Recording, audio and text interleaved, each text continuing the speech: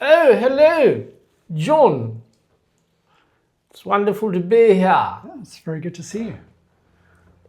I'm so happy to replace that boring beer that you had here. So, in case viewers are new to this channel, we don't know what happened to the Boer called Jancy. But Jancy. Yes, that's it. So I've asked my brother to step in instead. So thanks very much indeed for coming. Thank you ever so much for having me, John. Anytime. I think we shall change the name of the show to Brit and Brit. We no longer need any Boer.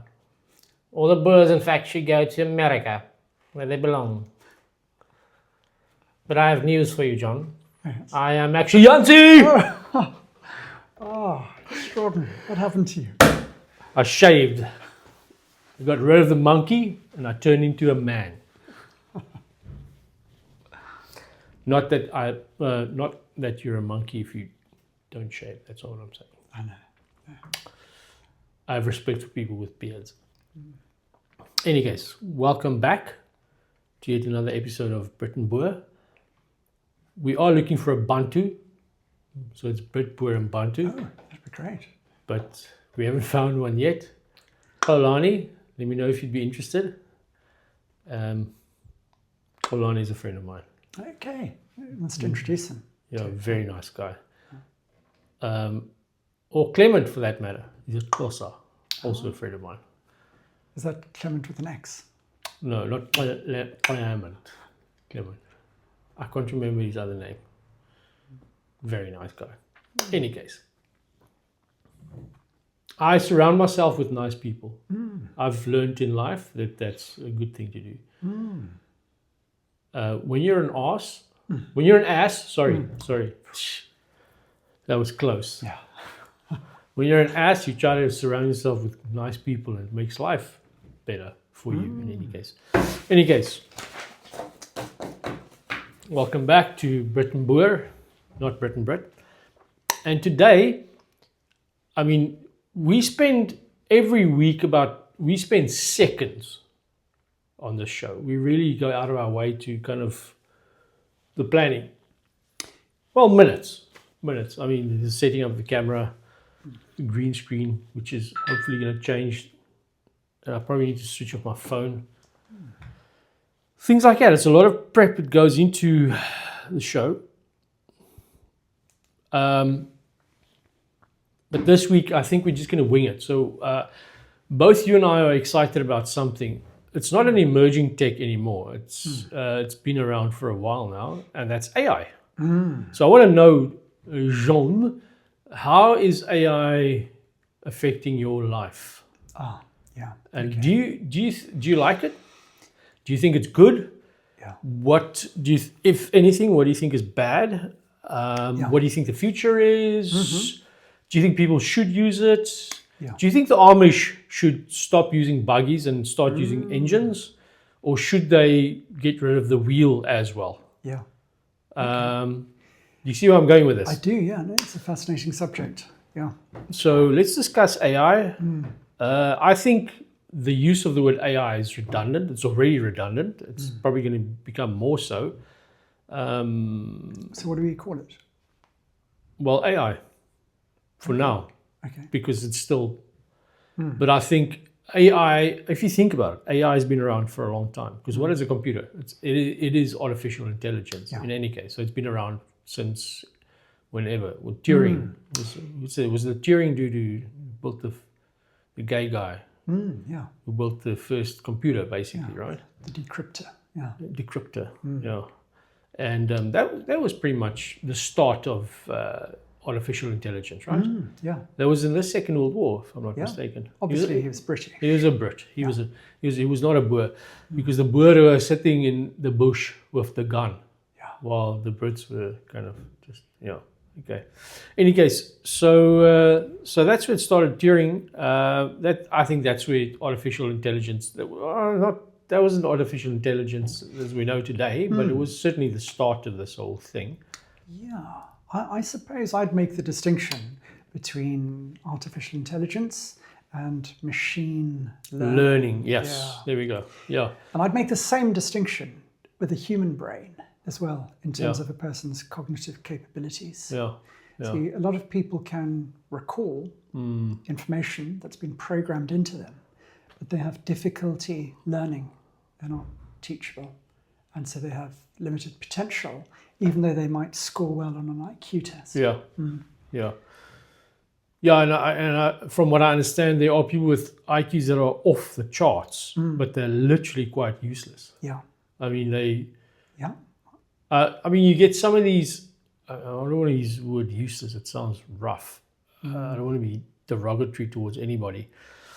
But you get people, they excel in one single thing that is, in the bigger scheme of things, absolutely useless in terms of the societal usage, I suppose.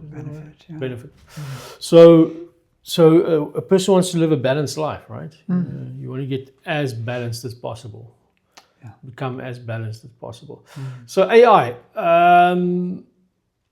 let's start with, I don't want to get into too much what you do. I don't want to expose you, but you have business interests, and you have political interests, and you have had situations where you used programmers to do work for you. Yes. I remember one specific job cost you $5,000 GBP. Yeah, I think it was a bit more, like 6.5K. And you pretty much got nothing for it. Yeah. And it was a bit of a letdown, right? It was work for a political party on a website for a political party. And you paid 6.5K pounds sterling, and you got pretty much nothing for it. Fast forward a few years on, this was about 10 years ago, right? Yeah. It's about 10 years ago. Fast forward 10 years on, and you are now using chatbots, LLMs, to do coding for you. Yeah. What's your experience like? It feels too good to be true. Yeah. But I think... Because you didn't, let's just establish this, you didn't become a coding whiz in the last 10 years. You didn't you're a businessman. You're not a person who zooms in on a specific of a business. So in other words, you're not going to spend years figuring out how code works. No. Right? I can't justify that. You can't justify that. That's silly. So you didn't become a whiz all of a sudden. No. But something changed, so much so that you're now spending time doing coding. Yeah. And how's that working for you? Phenomenally, yeah. So, but I suppose before kind of commenting in too much detail on that, what I would say is that I'm not like an AI fanboy in the sense that I think it's thoroughly good and everyone should be using it as much as possible. What I would say is that AI is similar conceptually to the idea of money. If you are essentially, okay, no man is good, obviously. We're all wicked. And yet the Bible speaks of the good versus the evil. A good man from the good of his heart produces, and the bad man from his heart produces. Yeah. Jesus even said that. Yeah. So yeah, we do understand, Yes, however, we do understand the difference. Okay. So kind of, Calvin's comments on the pervasiveness of sin being granted, I think we can still talk about people who are essentially good and essentially bad. Yeah. So if you are essentially good, and I don't mean like you're like thoroughly righteous, you're redeemed and you're going to necessarily go to heaven when you die, but I mean essentially you orient your capabilities in a direction that a jury would concur had a positive effect on people around you. So if we are defining that as good, if you're essentially good and you get money, then your ability to do good is amplified, augmented. Whereas if you're essentially bad and you get money, your ability to do harm is correspondingly augmented.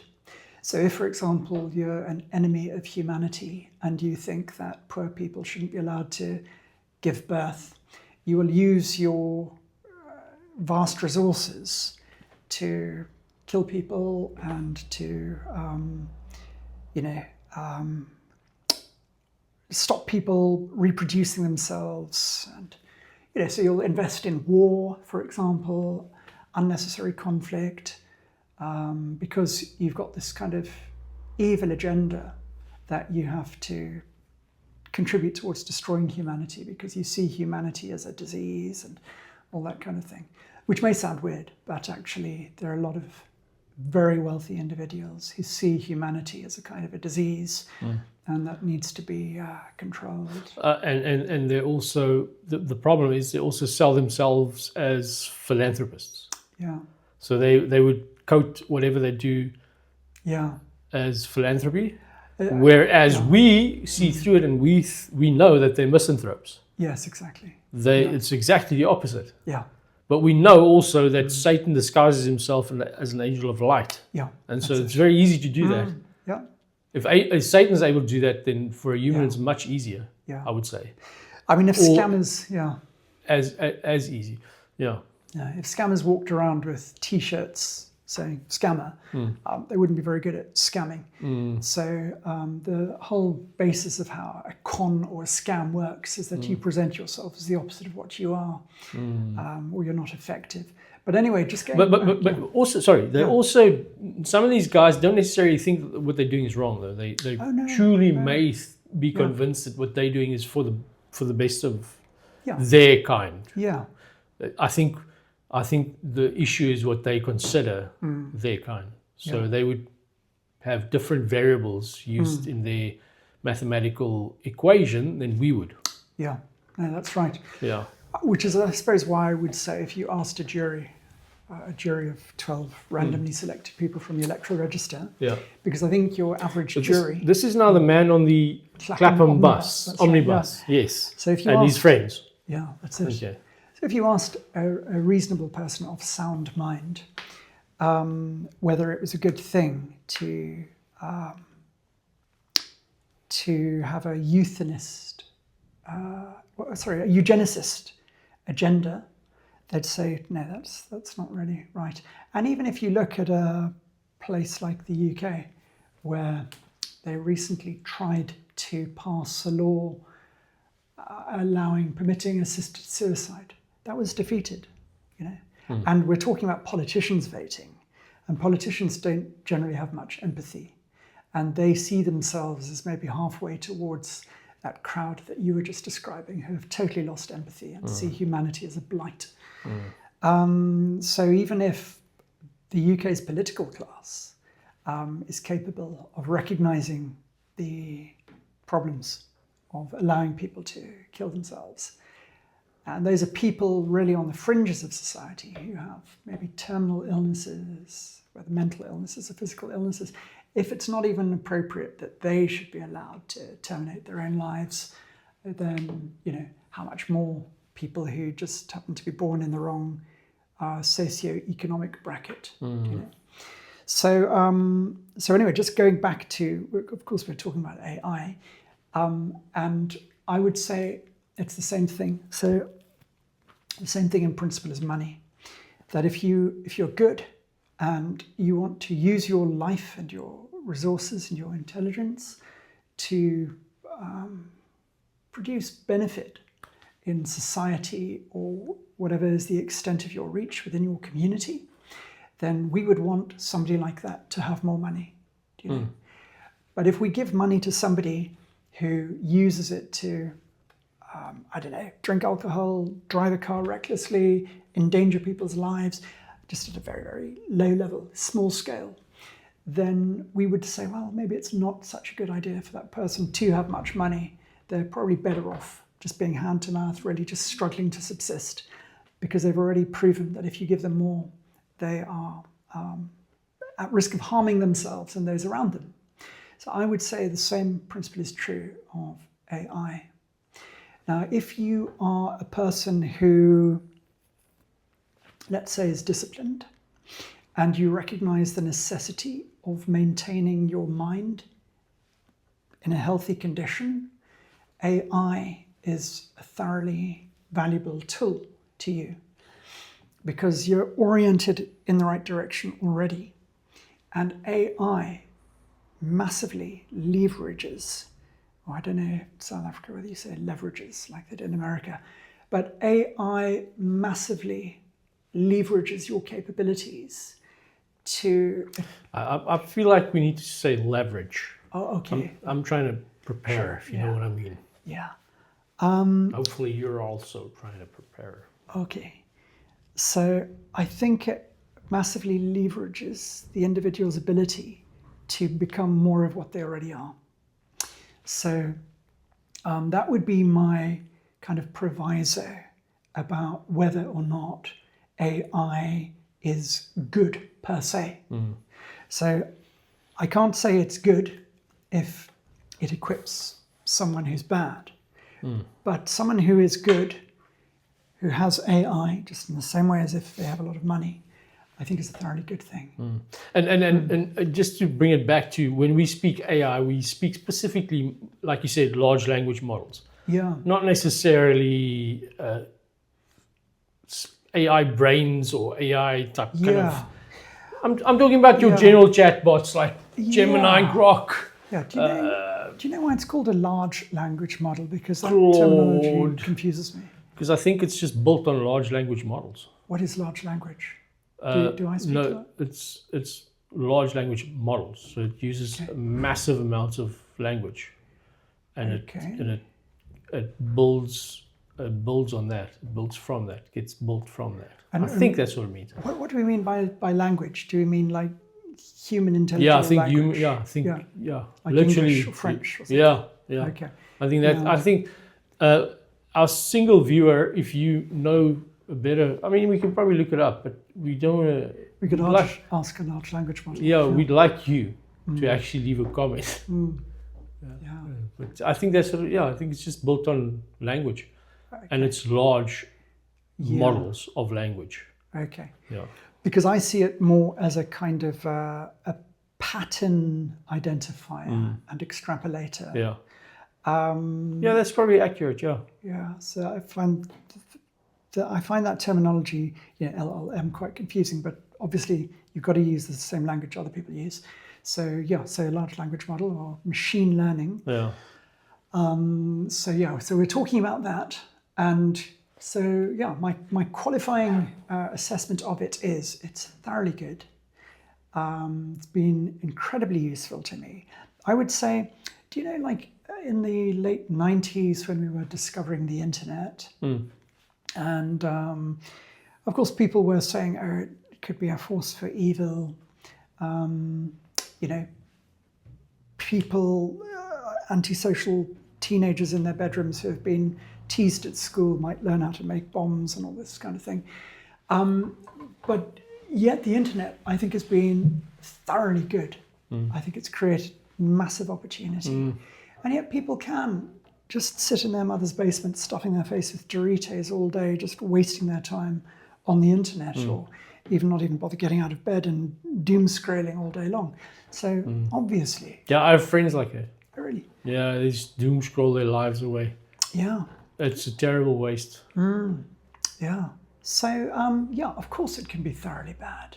But the more powerful something is, the more the potential for thoroughly bad use, but the more the potential for thoroughly good use. Yeah, I mean, let's just look at this, right? Yeah. This is a phone. Yeah. Right? So this thing is, in my opinion, it's probably one of the worst inventions in modern history. But it's not because of this, it's because of what people do with it. So I have social media accounts. I don't use them. I ghost myself, basically. So I have my accounts, but I don't post stuff on there. And I read an insane amount. I literally have 100 books or 200 books with me at any given time. And I mean, you can't, it's unbelievable. And I read an insane amount of books. And I love reading. And so therefore, this is nothing but a benefit to me. Take that away and I'll cry, because then I can't read anymore. Yeah. I can't communicate with my friends and family. So there's definitely, you can say the exact same thing about the internet, about and about AI, I think, right? Yeah. It's similar principles.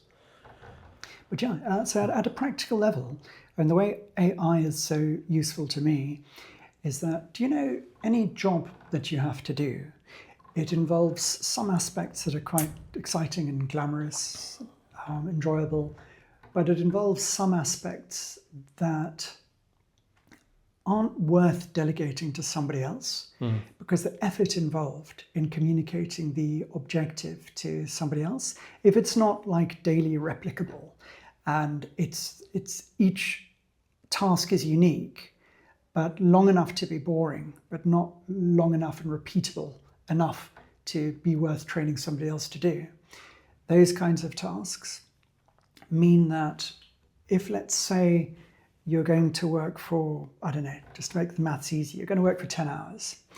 And within that 10 hours, you might be doing 3 hours of work that really uses your intellect and your experience and your knowledge and your skills.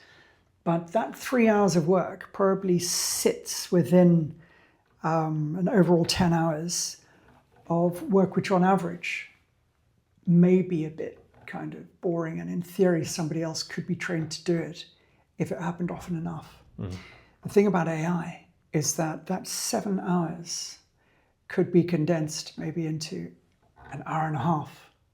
So you're only spending, let's say, 5.5 hours. An hour and a half out of it, rather than let's just do the maths. So you've got 10 hours, 3 hours are really productive, you're glad to be doing it, nobody else could do it. 7 hours, anyone could do it if they were trained to do it, but it's not worth training them. You condense that to an hour and a half. You've now freed up 5.5 hours to do the same kind of stuff you were doing within those 3 hours. But now you can't concentrate for 8.5 hours doing deep work. And so that maybe shrinks to about 6 hours. And now you've freed yourself up 2 hours to go and do something else to refresh your mind, like exercise. And yet you've got pretty much twice as much deep work done, and you've eliminated all that kind of boredom in the day.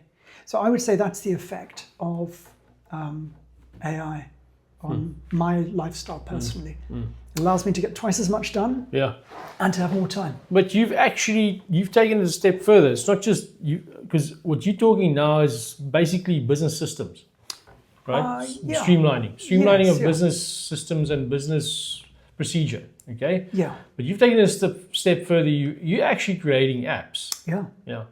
And so this that excites me, because I mean, I've got a background in SEO, WordPress, CSS, HTML. I had a WordPress business that I sold, so I did okay with that. But I mean, I'm not a coder, and I work now with a bunch of coders, insanely clever guys. I mean, what I see from them is that they have been supercharged. These folks are pumping out even faster, incredible apps, even faster. But it allows me, at the very least, to be able to create an MVP of an idea. Not just that, somebody asked me in the week, a prospect asked me in the week, do we use AI for our work? And I said, all the time. For everything. For everything. I do quotes with AI. I used to write articles. I can proudly say that I've written articles for Brit and Boer, who worked for David Ogilvy. So I know how to write. However, there's just no point. There's no point. AI does a fine enough job of writing seriously good articles for your niche, whatever that may be. So there's just no use in doing it yourself. I think it's idiotic to go type out a 500-word article, 1,800-word article, which I've always considered probably the minimum. But, use these tools. Use them. It's like the Amish. I don't get the Amish. I have a lot of respect for the Amish. In a lot of ways, they seem like a serious community committed to Jesus, but they don't use engines. Okay, so they but they have wheels on their carts. Why did they choose to stop the technology there? Because that's still technology, right? That's technology. Why did they not continue on? Because you get the Mennonites, who are not as strict. The Mennonites use motorized vehicles, so they use tractors and that sort of thing. Yeah. They also love Jesus. Yeah. They're not less Christian because they use motorized things. But if I can jump in before I forget these 2 points, just to give you the keywords. Firstly, so histogram bracketing. Yeah. And the other thing is about the ability of AI to write complex articles that have to be reasoned very carefully and critically. So there are limitations that I think will always apply to AI, however clever it becomes, on the one hand. And it's not binary in terms of to what extent we ban ourselves from using technology. So which would you prefer to discuss first? No, whichever. Okay, so let's just deal with the Amish, for example. And please don't let me forget the point about the limitations of AI in writing complex articles. I've tried it, by the way. It sucks. Yeah, okay. It's terrible. And so about the Amish, who's to say they are right and we're wrong, or vice versa? But in principle, you've got to decide where your boundaries lie, for example. And so in the end, the only way you could work out who was right and who was wrong is if you had a control, or you had a community of people who observed your parameters for acceptable use of technology and allowed that community to exist for a certain amount of time, and then looked at the outcome of people living under those voluntary constraints and compared that with the voluntary constraints that the Amish live under and what the outcome of living like that is. And so you'd need to decide what were sensible metrics to use to compare the quality of life that those two ways of life produce. And maybe it would be physical health, mental health, like relationship health, like marriages, how long they last, crime, all those kinds of things. And I would say that it would be very difficult for people like us, if we were given the means to create a society that used our parameters that we thought were sensible about how technology should be used. It would be very hard for us to compete in terms of outcomes with a society like the Amish or the Mennonites. Do you see? So we would argue that they go overboard on inhibiting themselves. Well, I mean, I would say it's fine. Yeah. I wouldn't say they're going overboard. Those are the limits they chose for themselves. Yeah. If you're willing to live by that, by all means, go for it. Yeah. My question is why did they stop there? The Mennonites didn't stop there. That's the other point. The Mennonites, they drew a different border in a different place. But I mean, to play the Mennonites advocate, by that argument, you could have people who are maybe 15, 20 kilograms overweight, who then look at people who control their food intake, but maybe they still have 10 kilograms of fat, and say, well, why stop there? Why not go all the way to like 3 kilograms of fat? Do you see what I mean? So it's not a binary argument. It's a zero-sum game. It's not a zero-sum game. Yeah. You got to use that term because that's apparently... That's it. Very, So if you imagine a histogram and you can slide each edge of that line all the way to the right and all the way to the left, and you keep playing with that slider until you achieve maximum benefit for the simplest, most realistic, most replicatable kind of lifestyle that as many people as possible could understand and accommodate and engage with, where you've got maximum benefit for maximum simplicity, of life, that's basically what they have decided should be their brackets. So let's imagine they slid it a little bit further. They went a little bit tighter in the direction of Diogenes, for example. Now they're just like lying inside a wooden barrel. They've still got their basic needs met of sunlight, and some kind person brings food to them every day. And the Diogenes thinks, well, that's a good thing. I'm not a beggar. I'm getting this person to do exercise because he's a bit overweight anyway. So I can just sit here philosophizing. I've narrowed down my filter criteria so narrowly that I've only got the absolute bare essentials. But then you think, well, hang on, that's not a replicatable society, because Diogenes can't really accommodate a wife and children inside his wooden barrel. Yeah, and you can't have a whole nation all sitting in a wooden barrel, each individual sitting in a wooden barrel. Yeah, of course, in theory you could, but it wouldn't last very long, would it? Yeah, unless you don't mind the death of your nation. Yeah. Or of mankind. That's right. Yeah. Again, it depends on what you want the outcome to be.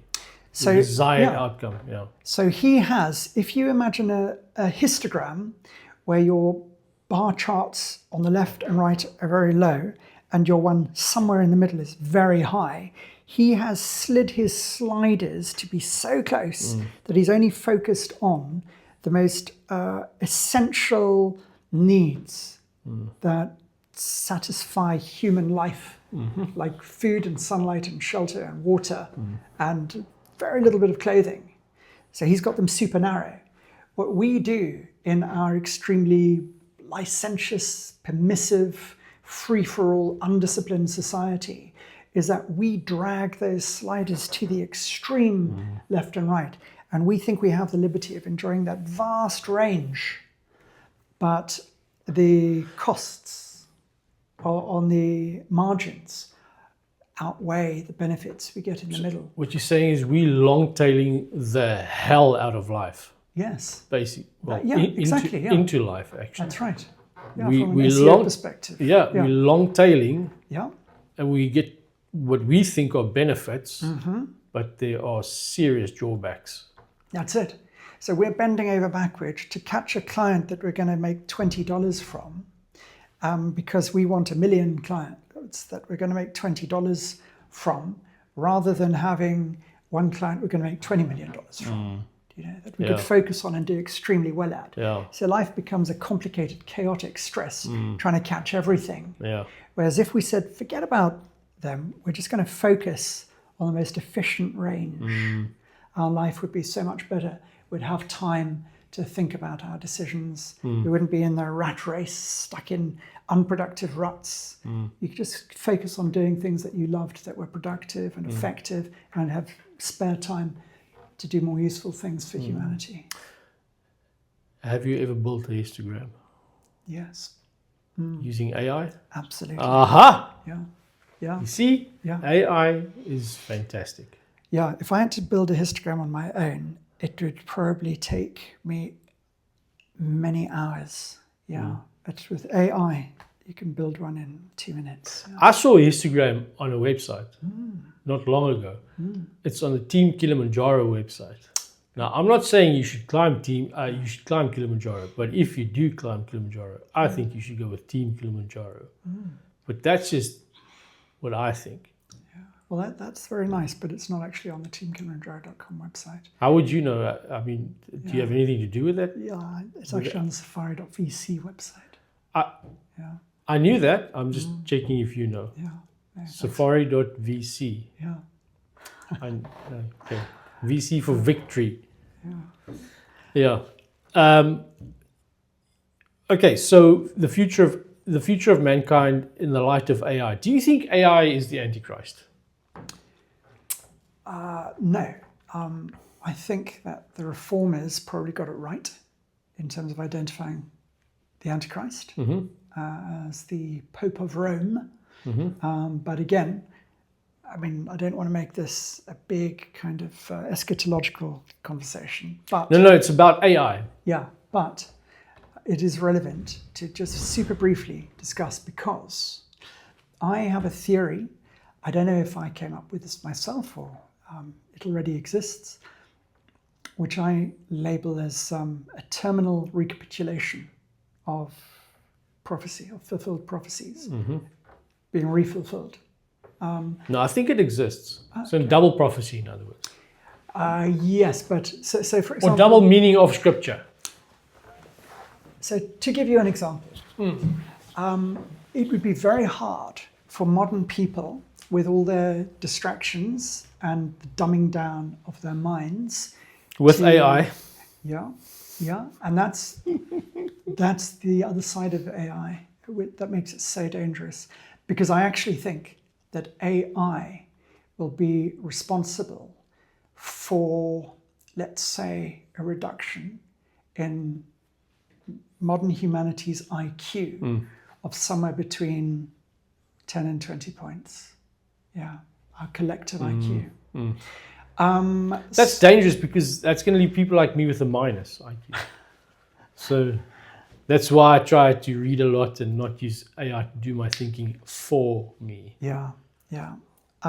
So as far as eschatology is concerned, when you look at all these clever reformers, going all the way back to the early church fathers, right the way through to the reformers of like the English and European Reformation, they had interpretations for prophecy, in Daniel and Ezekiel, Zechariah and Revelation, that were quite cogent.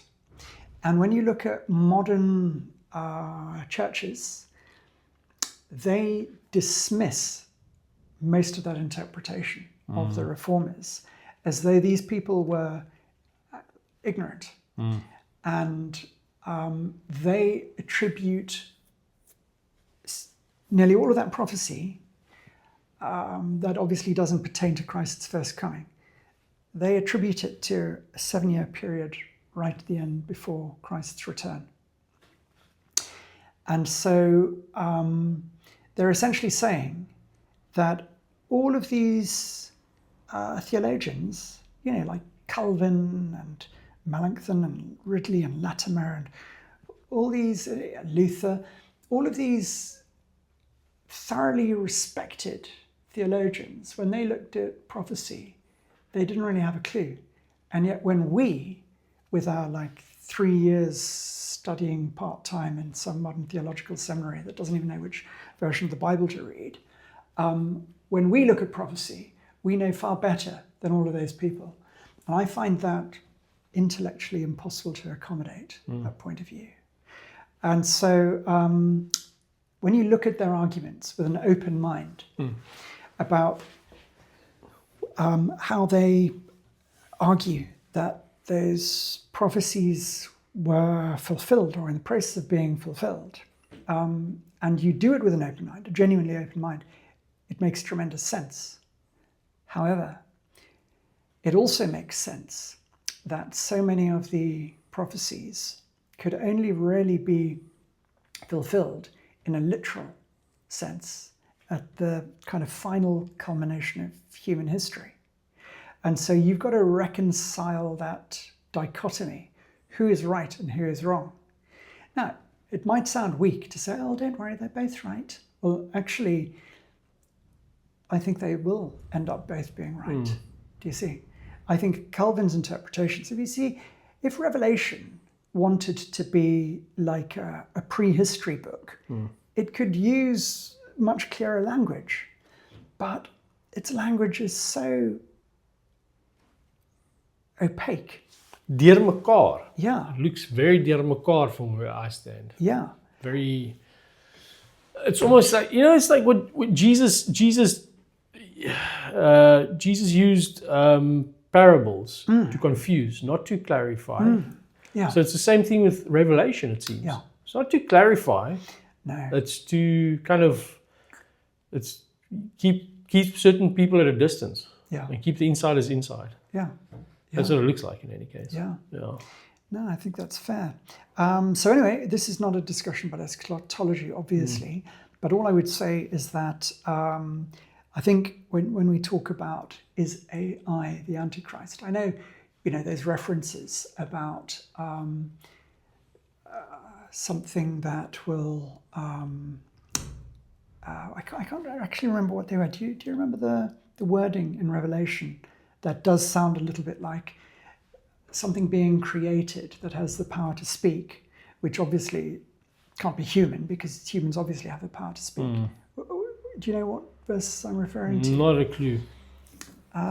He gave life to the image, it said. Something about... It sounds roughly familiar, but I'd be lying if I say what it is exactly. Okay. Could you find the verses in Revelation for me about the Antichrist giving life to an image, or something to that effect? Are you using a large language model for your research? I am, yeah. Okay, so it's Revelation 13. It says, "And deceiveth them that dwell on the earth by the means of those miracles which he had power to do in the sight of the beast, saying to them that dwell on the earth, that they should make an image to the beast, which had the wound by a sword, and did live. And he had power to give life unto the image of the beast, that the image of the beast should both speak, and cause that as many as would not worship the image of the beast should be killed." Okay.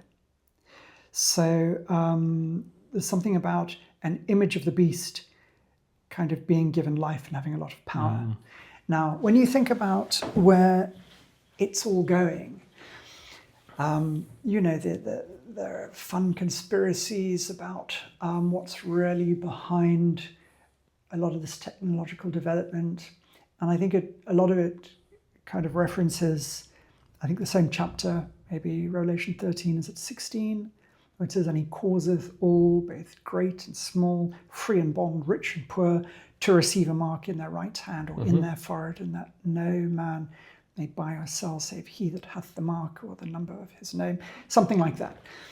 And I think what is argued is that whereas maybe if you asked the reformers in the 16th century or 17th century, what does this mean, the mark of the beast? They might say, well, it's a figurative thing. It's not a literal thing. And what it essentially represents is, I'm not saying they would say this, but let's just say for argument's sake, they hadn't conceived the possibility of 21st century technology. They might say, well, it basically symbolizes what you do with your hands and what you do with your mind, and just kind of subscribing to the wrong system.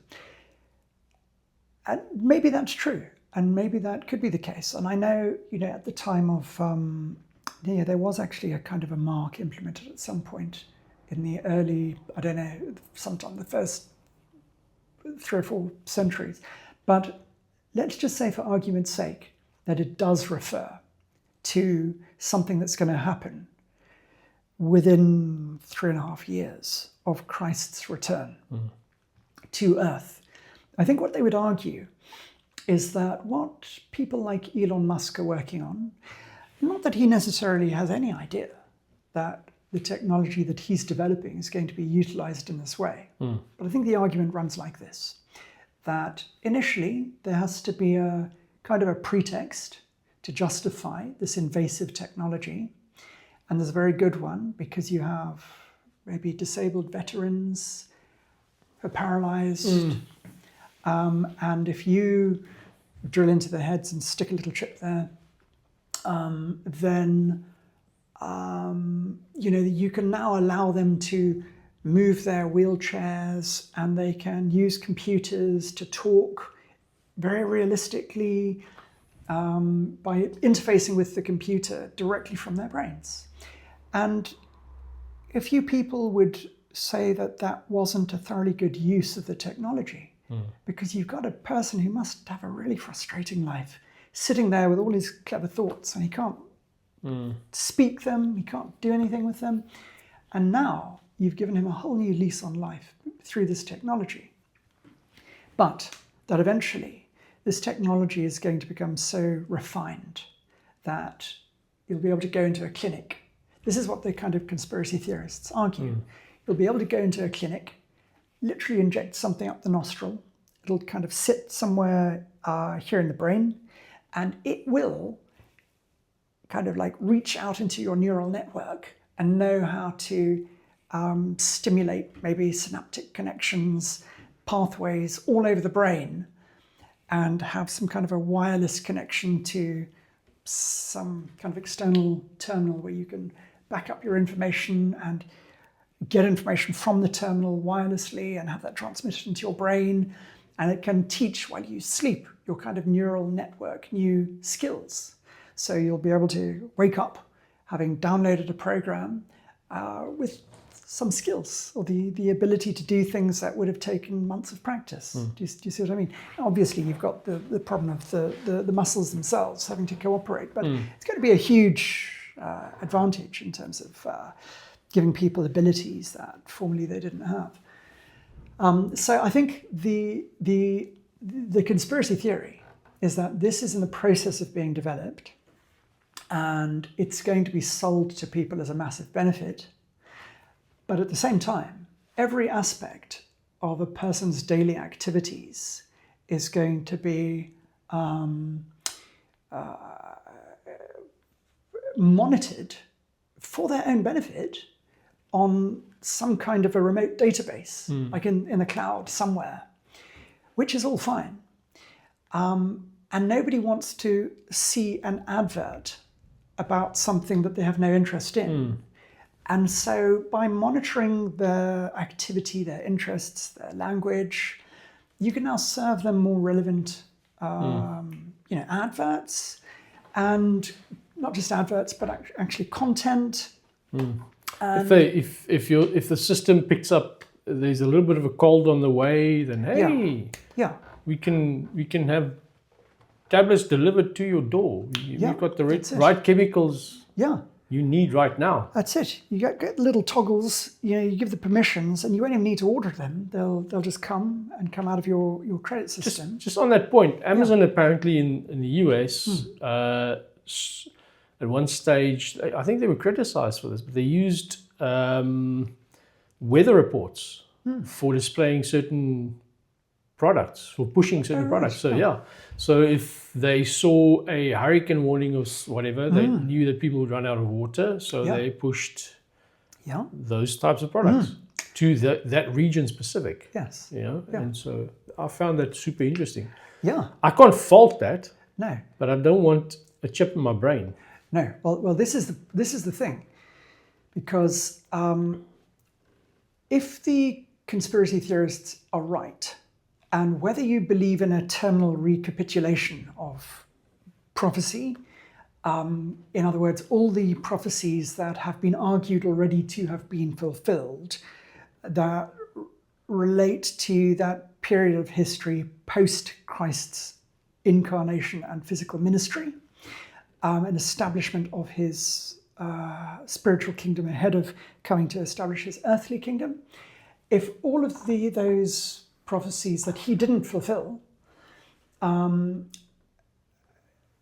already fulfilled, that they will be fulfilled again in the last 7 years of history, whether you believe that or you believe that the reformers were just doing their best to guess at how those prophecies could perhaps be fulfilled in their own lifetime, but they were all wrong and they haven't been fulfilled and they're going to be fulfilled at the end.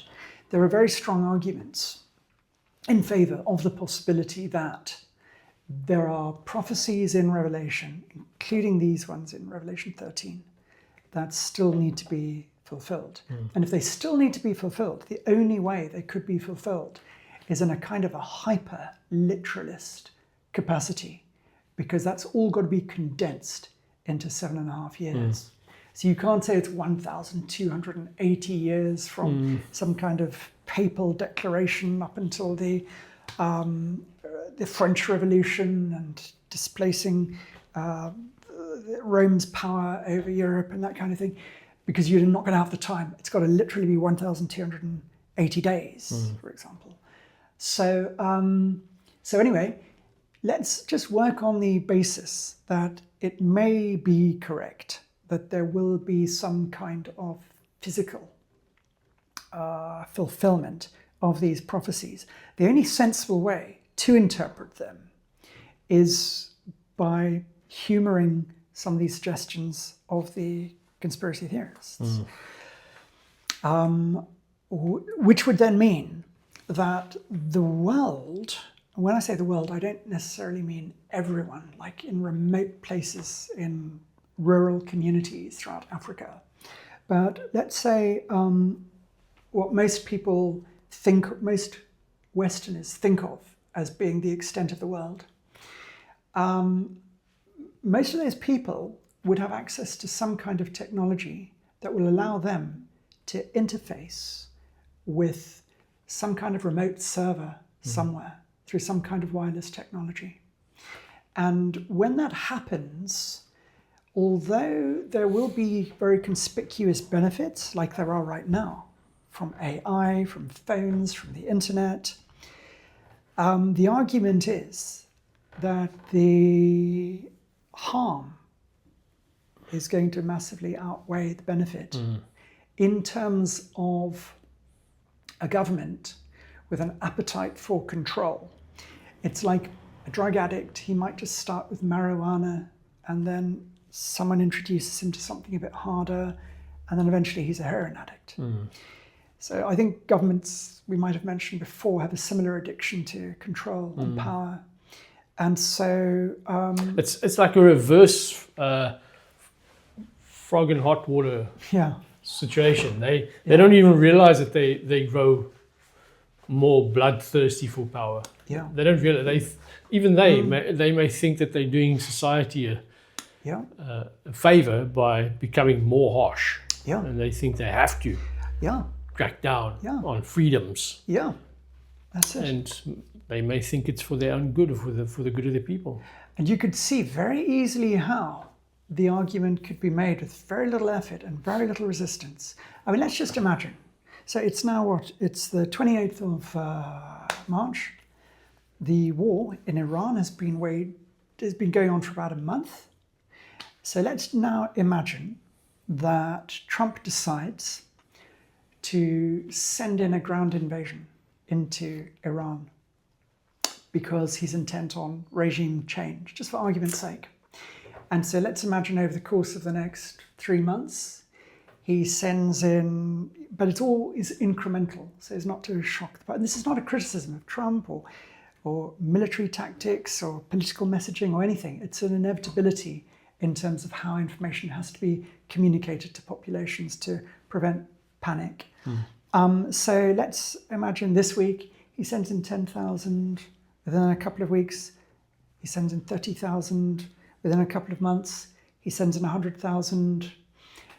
Let's say within 3 months, you've got 250,000 troops in the United States. In Iran. Sorry, troops from the United States in Iran. Iran, yeah. Okay, I'm just giving you a scenario that I'm not saying it's likely to happen, but it's a plausible scenario. And so if that happened and you had an intensification of war in Iran with the might of the United States, and possibly by then some of the allies might feel some kind of political necessity to get involved. How is Iran going to react? Well, it's going to react in a number of ways, but as well as defending itself and retreating underground and putting nerve agents up and maximizing casualties of invading troops, it's also probably going to leverage what I would guess would be an existing network of terror cells throughout the Western world. And so it will probably activate terrorist cells in the United States. And so then you'll have atrocious kind of mass casualty events in the United States. And the people will then ask the government to protect them, which is one of the primary duties of a government. One of the few duties of a government. Yes, legitimate.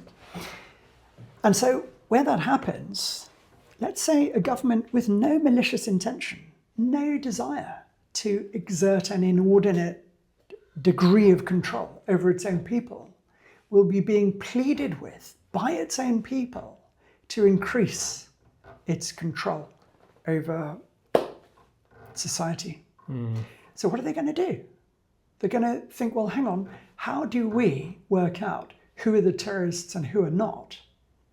Because they live amongst us, they work with us, their activities are imperceptibly different to ordinary law-abiding American citizens. How are we going to do this? The only way they can do it is with a massively pervasive invasion into our thoughts and speech and interests. And the only kind of tool that is viable to be used to achieve that level of pervasiveness is artificial intelligence and individual identification.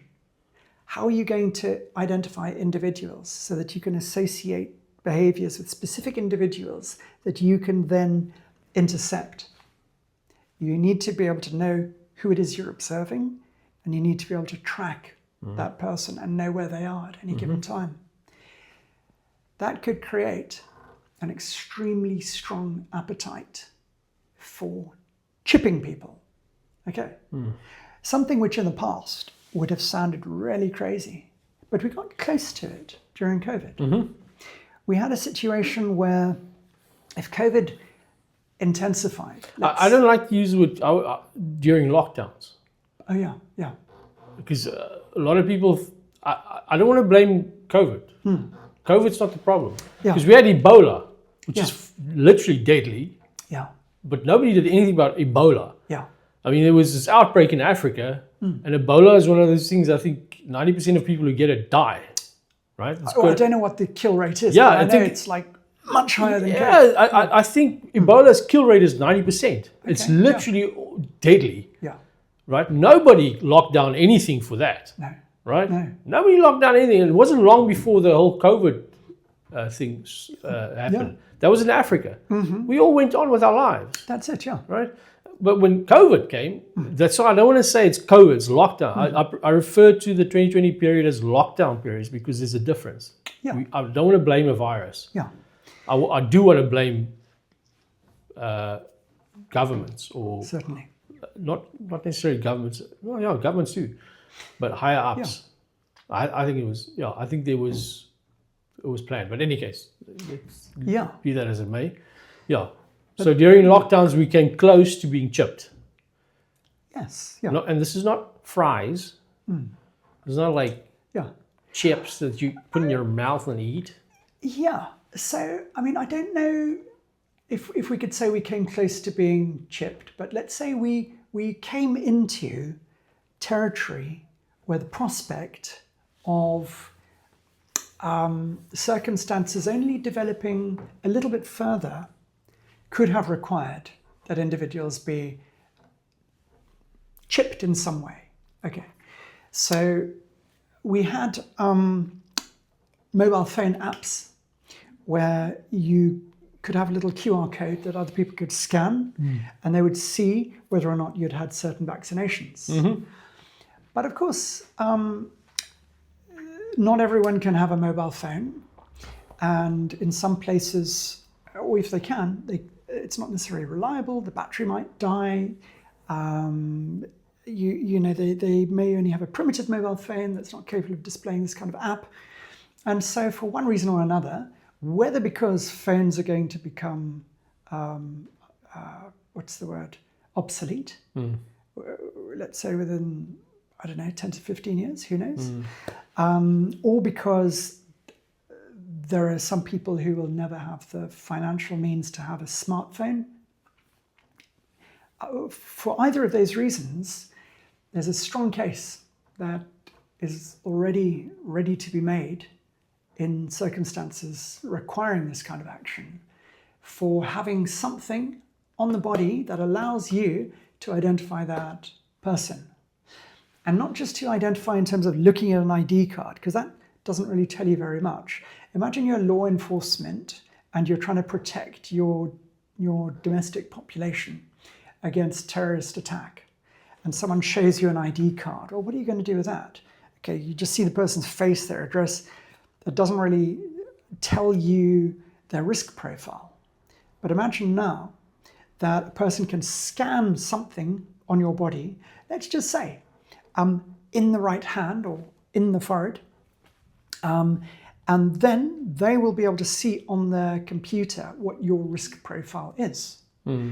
And that's going to tap in to an artificial intelligence trawled database where your behaviors have been accumulated and analyzed by artificial intelligence, which can be done increasingly faster every year. You imagine if this war goes on in Iran, let's say for 10 years, within that time, can you imagine how sophisticated artificial intelligence is going to be? Can you imagine now with Musk's ideas to put servers in space where it's cold and you don't need to cool them with so much water and energy, and the availability of information stored on a network of satellites in space, all communicating with each other, visible from virtually any point in the world. I don't know about the South Pole, but maybe.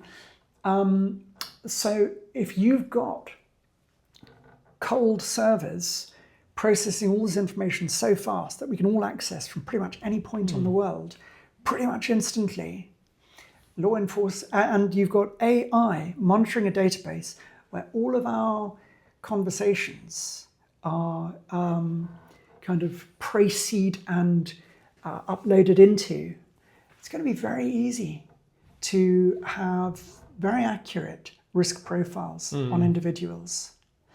And let's take a nation like America with, 300 million people or so.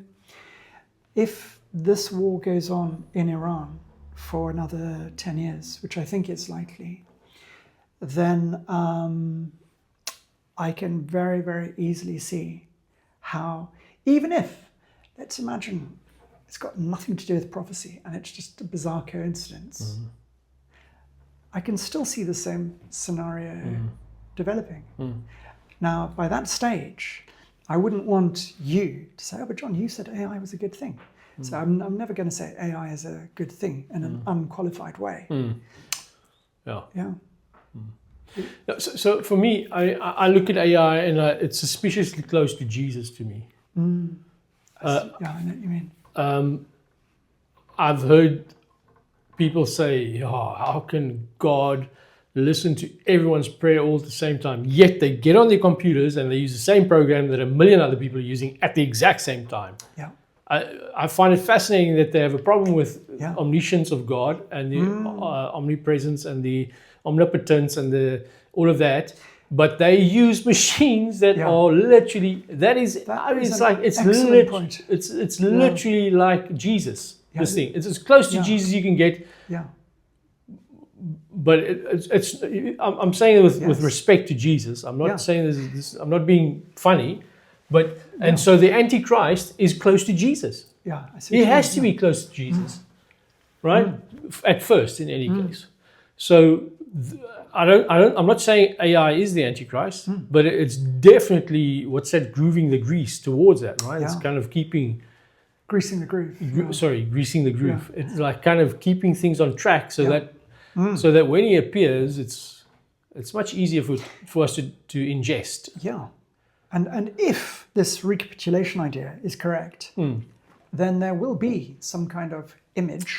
Remember, you've got John on Patmos, like 70 AD or whenever it was, seeing all of these things in his imagination, not knowing anything about 21st century technology. So he can only really communicate it in terms that make sense to him at the time.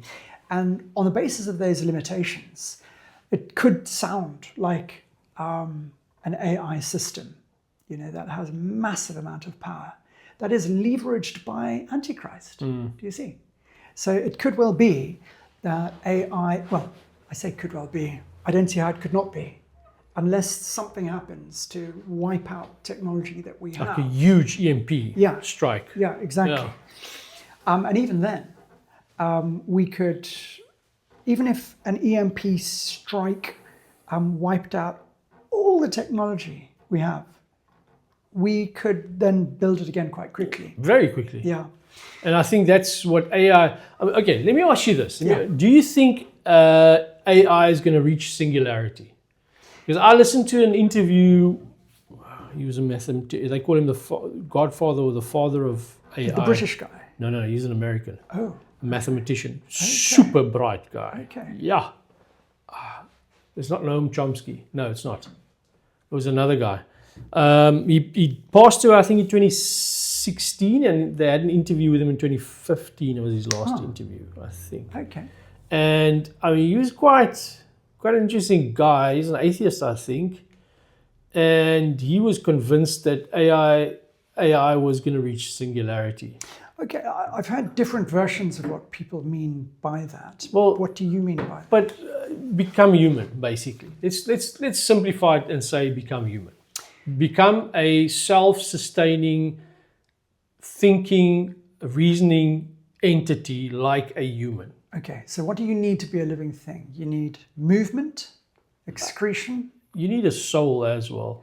No, you don't. No. Animals don't have souls. No. That's right. And we can't prove the existence of a soul, even though we know we've got one. Yeah.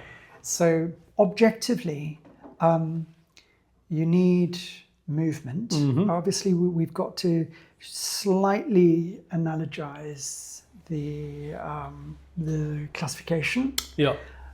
You need movement, excretion, reproduction, respiration, irritability, nutrition, and growth. And when you think about those characteristics of living things, they could all be argued, not even tenuously with mental gymnastics, to apply to artificial intelligence. Because they do have movement. Yeah. You get robots now that move like humans. Yeah. They can think, although I would consider their thinking more at the level of an animal. Thinking is not even defined as a characteristic of a living thing. You've got irritability and you've got growth. Okay. So irritability and growth are thinking. Irritability is obviously response to your environment. So in other words, if you threatened, Yeah. you can act upon that threat. Yeah, it's definitely got that. Yeah. Yeah. So I mean because that thing shoots seriously accurate. Yeah. I mean it's very accurate and It's got growth. Yeah. yeah. Because let's imagine you design a little useless R2D2 little robot, for example. And pretty quickly it's going to realize, well, it can only kind of run on smooth surfaces like that. And you put it inside a useless little franchise called Star Wars, which I happen to hate. Okay. In any case. Yeah, I see what you're saying. Yeah.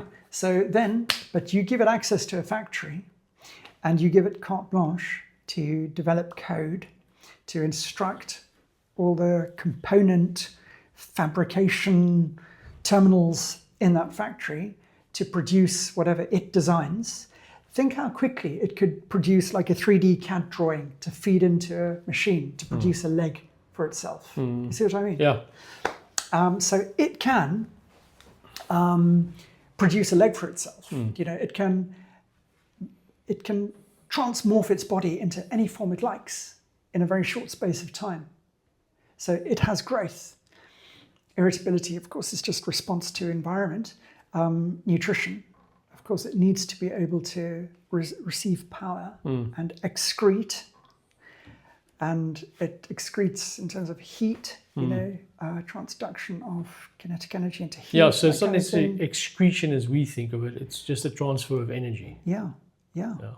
And I mean, you know the Black Mirror series? I don't know if you ever saw any of those. I saw that. I watched the whole thing. The carefully. dog, I mean, the dog episode really got me, man. Oh, yeah. That was scary. Yeah. The dog one was really scary. Yeah. Because that's now. That's not a few, because Black Mirror is largely about future events. And I mean, that was a few years ago as well. And it's also, a lot of it's actually now very much real. I mean, that was quite a prophetic series. Yeah. The Black Mirror series. Yeah. It is Black Mirror, right? It is, yeah. Because there's another one with the other agent that sounds similar, but it's... But no, this is definitely Black Mirror, because I paid attention to that. Because I thought that is very incisive kind of understanding of where technology could go. Yes, man. And every episode was spot on. unbelievable. Yeah. I mean, even the social media one, the likes and your social standing. Yeah. That I was like, oh my word, this is literally where we're going. People are, influencers. Yeah. Oh, and the thing is, if you look at a sorry, episode, I just got nauseated by using the word influencer. But I mean, if you can imagine that kind of a system, which was a kind of like a social credit system. Yes. It's like their take on that. Now, we might think that that's just something that fascist administrations like the Chinese Communist Party overseas would implement. And at this stage, perhaps that's true. But in a scenario like where the people are pleading to their governments to exercise more control over their population, you can see very easily how 80+% of the public would welcome a system like that. Do you see? Where you've got, you now live in a city where you no longer just have a bunch of white faces, people from all over the world. I mean, do you remember after September the 11th, you had, September the 11th, 2001, obviously, you had a lot of people, you even had Christians, Coptic Christians, that were refugees in the United States, fleeing persecution from radicalized Muslims in Egypt, and they were being targeted by Native American populations. I don't mean Red Indians. I don't think we're allowed to call them that. But what I mean is like white, Anglo-Saxon Americans. You're not casino owners necessarily. That's right. Threatening, making death threats to Egyptian Coptic Christians simply because they have the beard and the turban and... Yeah, I mean, they look Middle Eastern. They look like they're from the Middle East. And you had so much fear in America after those, whatever it was, attacks, whatever you want to call them, that ordinary members of the public who might be highly loyal American citizens who happen to derive from some diverse kind of ethnic origin, diverse from the white Anglo-Saxon kind of thing, now being targeted. Now, nobody wants that. Do you see? Nobody would want, like a Christian who just happens to derive from the Middle East, to be under suspicion of being a terrorist. So we would want to be able to clear ourselves. Do you see? So we wouldn't want to live in fear of, whether our neighbor who's got darker skin than us might be one of them. Because that's what the mind does. It exaggerates threat to paranoidally maximize your survival. But I mean, we did that during lockdowns as well, John. Yeah. Discrimination was pushed during lockdown as well. That's it. And there it wasn't your skin color, it was the color, was whether your face was covered or not. That's it. That sort of nonsense. And so they were, the medical industry obviously made a lot of money through COVID. So much money. They were given access to governments. My heroes, medical industry. I love medical aids and all of that. Doing wonders for the world. Fantastic. Some of these medical industries and medical aids in South Africa, it's not about the money at all. They really love us. Yeah. They do. But these are monsters we created, just by the way. I'm just saying. Yeah. Any case. Yeah. So, whether politicians are just stupid, and I mean, just an interesting point is that you don't need any qualifications to be a politician. You don't even need to prove that you completed your secondary schooling.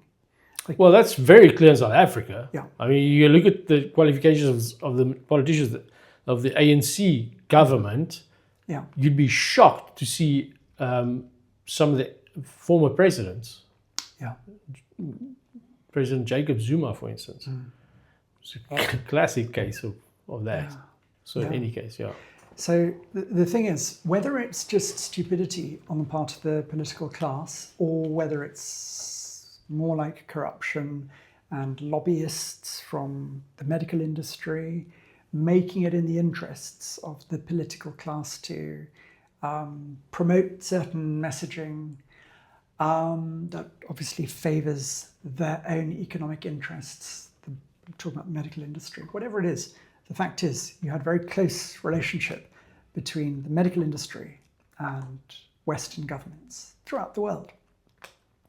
And so the agenda was pushed that if you had been vaccinated, you were relatively safe compared to somebody who hadn't been vaccinated. Now, obviously, we know now the logic was extremely tenuous at best. Extremely tenuous. Yes, John, you're being very gracious.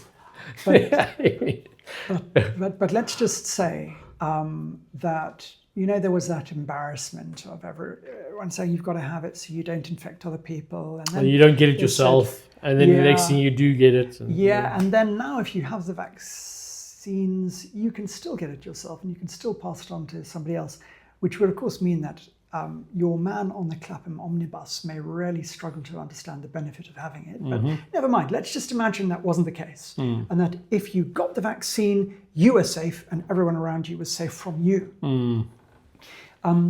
Let's just grant that argument for a moment. In a situation like that, where you had massive economic devastation caused by lockdowns, businesses having to close, like in my own case, we lost 87% of our business during that 1 year, which was 2020, I think it was. Yeah, 2020. Yeah. And so people really wanted to get back to work, but the argument could be made, we can't, because the people who are cautious about allowing somebody to inject some experimental substance that alters their DNA, allegedly, those people were like the spanners in the works, preventing everything from getting back to normal. So now the majority, who are very happy to believe whatever the government tells them, notwithstanding the historical record that governments generally have in terms of being risks to their own populations, nonetheless, people were willing to listen to their own governments, whatever version, even if the government's version of events changed literally from week to week. And that was very embarrassing in the United Kingdom, because on, let's say, Monday, the government said, there's no point having a mask, it's not really going to do anything. Then a few days later, they said, everyone's got to wear masks because it's going to protect you. Now, people didn't think, well, hang on, this is the same institution that a few days ago told us to trust them because they know the science. They're communicating with scientists and they know that masks do absolutely nothing. And then the very same people a few days later, we're not talking about years and years of technological development and knowledge, we're talking about a few days later, they now tell us we all need masks. And yet people still trusted the government. So now, if where the risk is so small, COVID had a kill rate of less than 1%. If the risk is so small and people are yet so fearful that they will trust a government with an incredibly poor track record of getting things right and telling the truth, and who will contradict themselves massively within a period of about a week to 10 days. If under those circumstances, the overwhelming majority of people are willing to cooperate with and trust the government, how much more would that be the case? How much more draconian measures could a government get away with in a scenario in which everyone around you could potentially be working for Iran? And now when you have all of these mass protests in favor of the Palestinians in the Middle East, let's just stick with America for now. You have them in Britain and America. But in America, you've got people demonstrating against Israel's claimed right to self-defense, claiming that Israel is the aggressor and the Palestinians are just peace-loving people that want to get on with their lives. And it's only a very small proportion of people. Nonetheless, whether or not Gaza elected Hamas to govern them, and even though Hamas is a proscribed terrorist organization in the United States, nonetheless, the facts don't really matter. It's the perception of the facts that always matters. In the United States, there are a lot of people who believe that what Israel is doing in terms of its claim to self-defense, and sometimes self-defense has to be preemptive in terms of military doctrine. They claim that what Israel's doing is illegitimate, illegal, and borders on genocide. So now, if you've got people in the United States who don't believe in the cause of going into the Middle East and neutralizing aggressors who have pumped out the same rhetoric for 47 years, that rhetoric being that we believe it would be a good thing if Israel were destroyed, and Israel being a close ally with the United States and Britain for that matter. And yet you've got so many of your own population who are opposed to this notion of getting involved in the Middle East, ostensibly on behalf of Israel, but ultimately to prevent that powder keg of the world blowing up, getting out of control, creating World War III that everyone's involved with. Then, as a normal kind of honest, law-abiding American who doesn't want to get involved in terrorism or mass protests or politics in any way, you just want to go about your business, get back to work, reverse this 87% of business loss trend, assuming my situation was representative, you are going to support this idea of everyone's conversations and internet activity being monitored very, very accurately and pervasively by the state. And you're going to subscribe to what in the past we knew as a fallacy, which is the argument that if you've got nothing to hide, you've got nothing to fear. Do you see?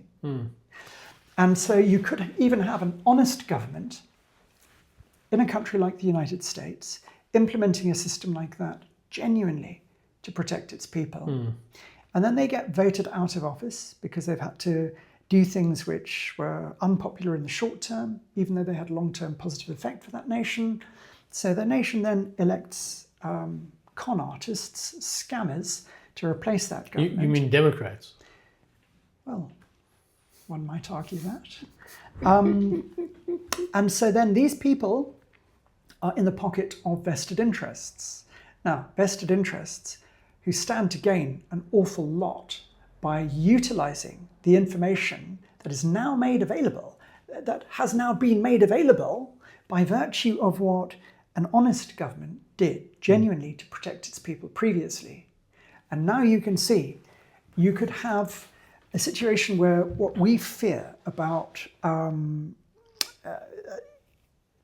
going on in China with this social credit system, where if you're rude to your boss or something, you've got to walk home because the train won't let you on or something. That system, you could easily see how, look at what happened with those truckers in Canada with their bank accounts being frozen. For example, the truckers, they're not sophisticated politicians that can come up with some kind of long-term strategy to undermine what they see as an illegitimate abuse of government over civil liberties and that kind of thing. All they know how to do is block a road with a truck, which of course is annoying, but what else can they do? And yet even for that, they weren't threatening to kill anyone. They lost access to their bank accounts. That was scary. Imagine now, you don't have any cash. By then you won't have any cash. There won't be any cash. Everything will be digital. And so now, if you say the wrong thing, you're potentially dangerous. I mean, my own phone, a few days ago, I couldn't buy anything because I couldn't prove to my own bank with my own phone, with my own face and my own fingerprint that I was me. And for 24 hours, I couldn't buy anything. And I had to use my wife's card to buy stuff. which is a role reversal. Yeah. That's the ultimate role reversal. Yeah. So you can see very easily how. I thought, I didn't want to say it, but I thought you felt more feminine this morning. Oh yeah, no. But I mean, I see now why. So it's the effect it has on you. Yeah, I'm glad I know now, because I was getting worried. Yeah, no, that was an emasculating experience. Yeah. But yeah, you want to be the big man and go out and buy all the shopping, and then you have to say, "Oh, wife, would you mind paying for the shopping?" Yeah. Do you know? You might as well just like go home and do the cooking. You know? I mean, yeah. Maybe. So did you do your nails this morning? Oh, actually, it's a Saturday. I won't have availability. But yeah, so the point is that these things are not just possible. That's an interesting idea. Yeah, they might happen. These things are approaching inevitability, provided that the right catalyst emerges. And what happened over the last month is potentially the making of exactly the catalyst that would be required to justify, not even justify, to require a system of control that is so pervasive and accurate and inescapable that there's nothing that any civilization in the past, the most tyrannical dictator, the most power-hungry control freak in the past could ever have dreamt of in his wildest imagination. So I guess what you're telling me is be very careful how you use AI, what you think about AI. Yeah, so look, I would say AI is so dangerous. I enjoy it so much for the aforementioned reasons. But it is so dangerous that if you had to choose between two futures, a future where you had to live on a desert island with a bunch of fellow savages like us who had spurned all technology, who were just going to try and cultivate fields and eat coconuts and exercise on the beach and create our own community like that for the next 50 years, or where society is going as a consequence of what AI now allows. Choose the island. Yeah. I'm in for the island, to be honest. Yeah. Okay. So if anybody out there has an island we can buy for really cheap who wants to give it away for free, not Epstein's island though. I'm not interested in that one. Please let us know. Okay, thanks, John. That's really cool. It's kind of like use the tech, but be very careful. Look, if you get into a car and you're going to drive 180 in a 60 zone, that's using technology the wrong way as well, right? It's being foolish. Don't be an idiot.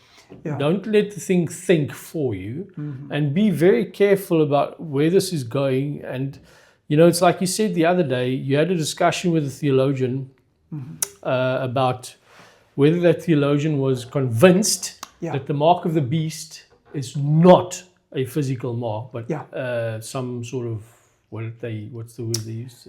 Metaphorical, figurative. Theological, You got to be very, very certain of your case from a biblical perspective to know that it's not a physical mark. I'm convinced it's a physical thing. I'm convinced it's a physical thing that they're going to.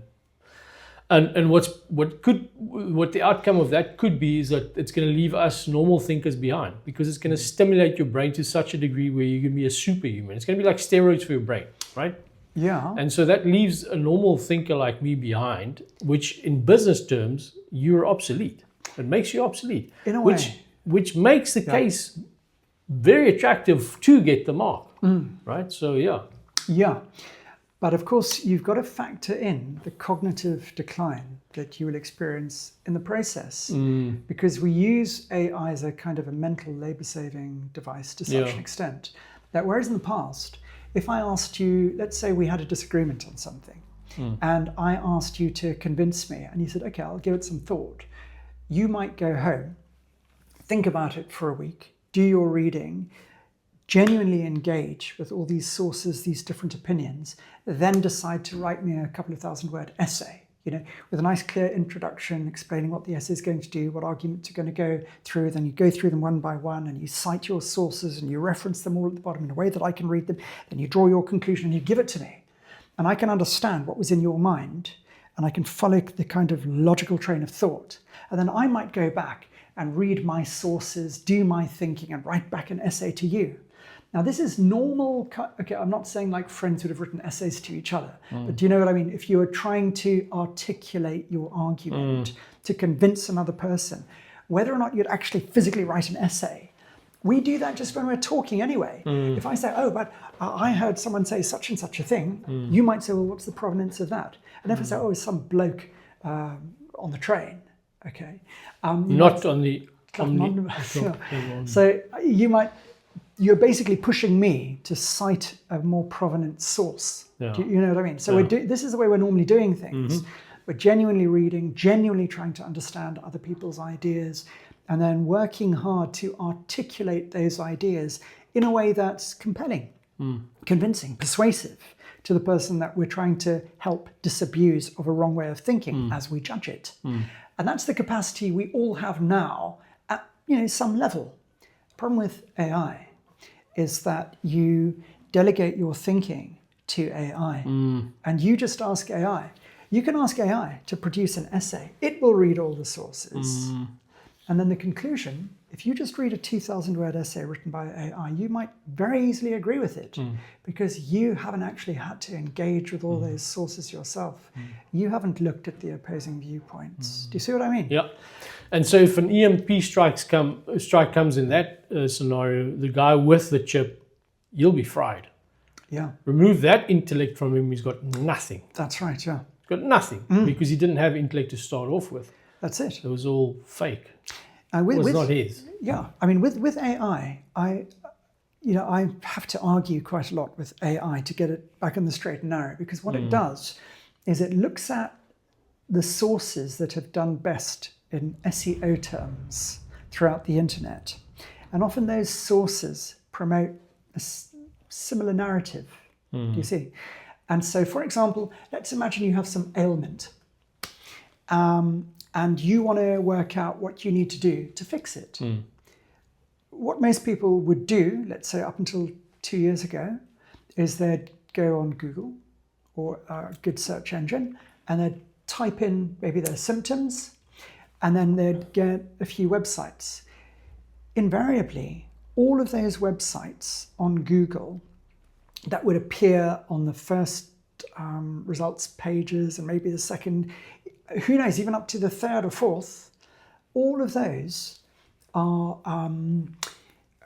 websites that are owned by companies that have some kind of vested interest.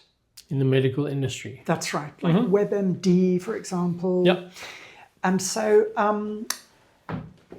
why is that? Because these people are paying for SEO. They might be paying Indians like to create 5,000 backlinks to their site. So it's not red Indians. No, the light brown Indians. No.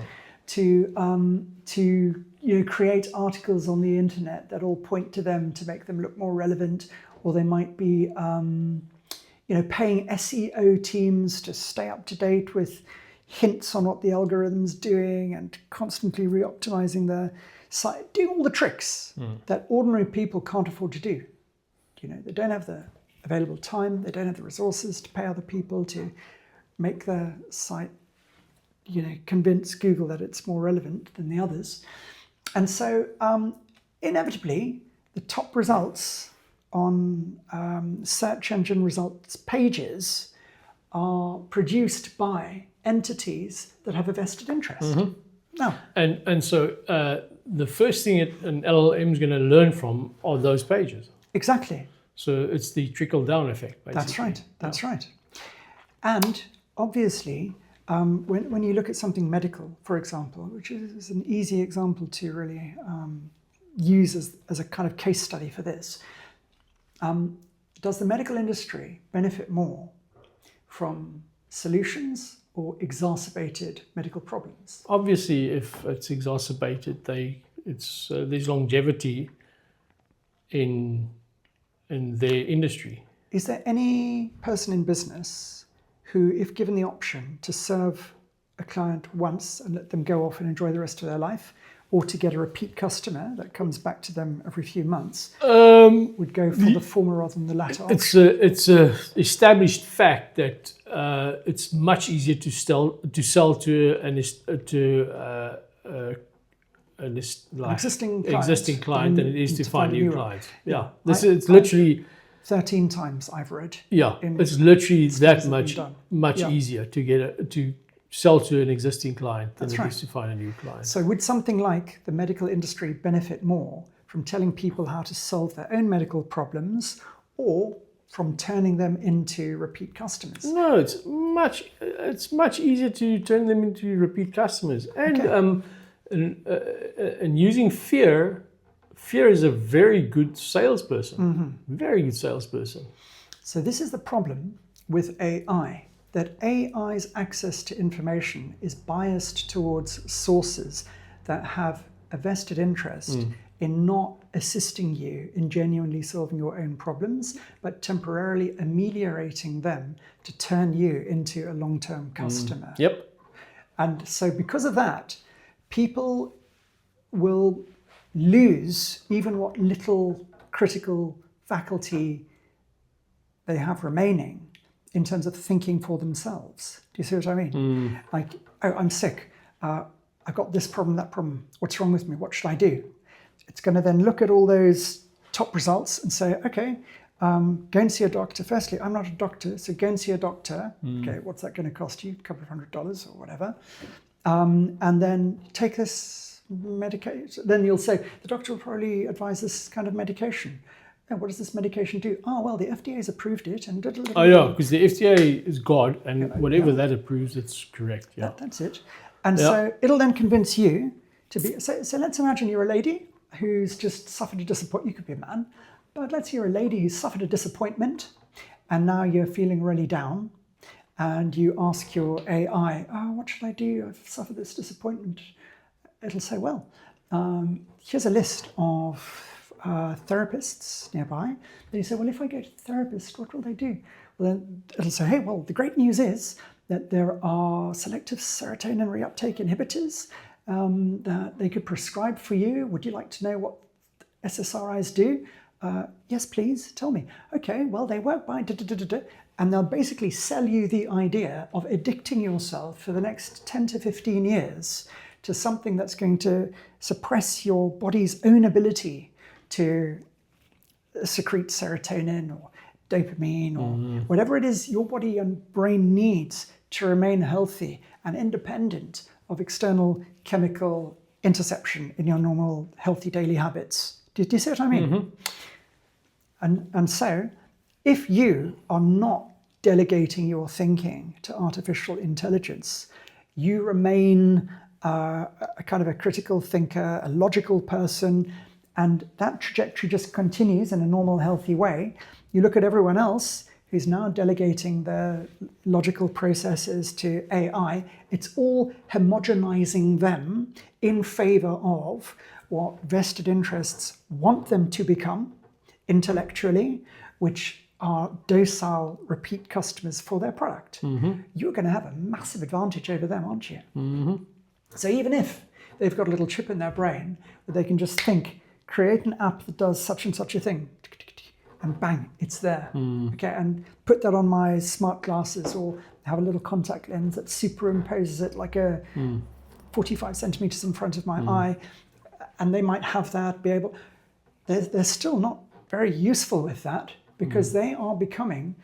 They started off life maybe with an IQ of 120, able to think for themselves, do whatever. I said 10 to 15. That's on the basis of how things are at the moment. As we continue to delegate more and more of our thinking to AI, that depletion rate is probably going to accelerate us right down to, I don't want to pick a number, but substantially lower than what we have at the moment. To Cletus level. To what level? Cletus. Cletus. Oh, I don't even know who Cletus is. He lives in a mountain in Kaibang. Oh, okay. Well, in my experience, people who live in mountains are smarter and Yeah. Yeah. I'm just being. Unhealthy. I'm playing now only Ray at Nyack. Oh, okay. What's that? The Dickey novel of the guys who go into the valley and the one gets raped by these rednecks. But I suspect a lot of that is propaganda, because if we are out in the bush, with our own land, growing our own stuff, Deliverance. taking care of our own health, we're not useful to vested interests. Yeah. No, that's why I say I opt for the island. I'd rather be a dumbass on an island than have some false intelligence planted into my brain. Because actually, what is the use of it? Let's imagine you can do anything with your mind. You'd be very good at some games, at TV, these board games and stuff. But then what's the point of doing anything? Because look, let's imagine now you're scrolling through all your Netflix and you think, I've already watched all the films that came out this year that are in any way interesting. So you tell the chip, generate for me a brand new film in the style of a Martin Scorsese or whatever. But that's what I said to my colleagues in Joburg. This is what Spotify is going to head towards, right? So you're going to get to the end of the day, frustrating day, had trouble with your boss. On your way home, you tell Spotify, listen, create me some songs using my boss's name and make it like metal or something. This is where Spotify is going. So that's what we. Listen, I feel like. I feel like a porn movie, but I've seen every single freaking porn movie on the planet. So create me something fresh and new and disgusting. And this is where we go. And now here's the problem with that. It's some dude creates it somewhere for himself. Some other malicious guy finds out a way to hack his brain, see the stuff he's busy with, and then spread it to the rest of the world. Do you see what I'm saying? Yeah. You become a server. Yeah. And you become a server, and there are clients out there feeding from the server, and vice versa. Yeah. So this thing is it's a highway to hell. Yeah. And this actor then becomes digital Jeffrey Epstein on steroids and testosterone and human growth hormone, and like Epstein times a million. Yeah. Yeah. It's the highway to hell. Yeah. It's a digital highway to hell. Yeah. And you don't want to climb on that one. No. So in any case, you got to be careful how you use AI. For me, it's fascinating. I can't live without it. My job depends very much on me using AI, and I really appreciate it. So thank you, all you atheists out there who built this stuff. But if you're a Christian, be very careful of how you use it and where you use it. And so I think, John, that brings us to an end. Yeah. And any last words to our single viewer out there, maybe? No, all I would say really is that as we become more powerful, because our tools become better, I think it's good to give yourself, for Christians on a Sunday, we don't think about work. We turn off completely. We go to church, spend time with family. Go for a walk on the beach. That's it, yeah. And so we've got kind of weekly sanity checks built into our culture. I would say, if a person doesn't have that because that's not their culture, I would say they need to work very hard to periodically just switch off, pretend none of this stuff exists, and envisage a future for themselves that doesn't rely on any of these kinds of things. And during the process of that mental exercise, try to constantly remind yourself of what is important in life. Because you could have the most stimulating, entertaining titillations in your mind, and they may seem fun and exciting and enjoyable for a few weeks, but then that becomes normal and you become weakened in the process. You might start off fit, strong and healthy, full of life, enjoying your environment. You're going to turn into essentially a good way towards a vegetative state and a failing body within a very short period of time if you don't deliberately impose for yourself very strict rules. And I say very strict because this stuff becomes so seductive in terms of what we can do with it. That the more powerful the threat, the more strict you have to be in protecting yourself against that threat. So I think people need to switch off, have this mental exercise, constantly reevaluate their priorities, what's important in life, then make strict rules and make sure for the next week or so they're following those rules and they don't allow that kind of mission creep of what they initially authorized AI to do in their lives to eventually pervade and take over and render them stupid vegetables. Fantastic. Thank you very much for tuning in. See you next time.